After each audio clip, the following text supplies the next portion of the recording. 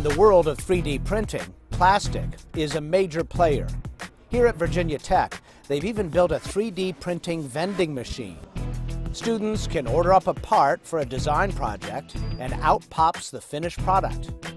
Engineers call it additive manufacturing. In additive manufacturing, we actually are adding material to create the shape that we want, layer by layer, one layer at a time, starting from the bottom and working our way to the top. But what will it take to move technology like this into the manufacturing big time? Move over plastic. It's time to print something, well, a lot harder. Metal. What we're doing that's different is that we're printing copper. It's a really tricky metal to create. With support from the National Science Foundation, mechanical engineer Chris Williams and a team are developing a low-cost, energy-efficient way to 3D print complex copper parts. Copper is an excellent conductor of heat and electricity and is widely used in electronics. Traditionally, manufacturers start with a block of copper and machine it down to form the desired part. Additive manufacturing does the opposite, laying down copper to build up a precision shape. The process starts with a jar of copper powder.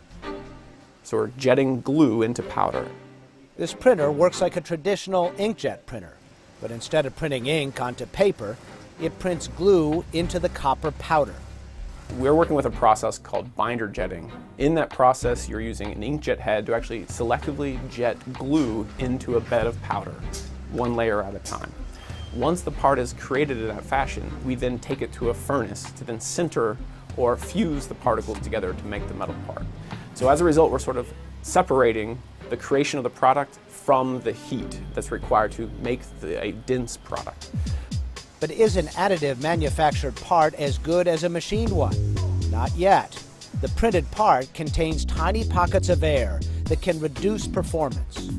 Williams is looking to add powdered copper nanoparticles to the glue to fill in those tiny spaces and gaps, which would, we hope, improve its sintering performance and its mechanical performance and its electric conductivity. Williams says this process will be ready for widespread use within 5 years. We hope that we'll be able to share these results and enable engineers and designers to design new copper products for energy applications, thermal applications, structural applications, with any kind of complexity that you can imagine. Next generation manufacturing, printing up everything from solar panels to jet engine parts. The sky's the limit to what might one day roll off these presses. For Science Nation, I'm Miles O'Brien.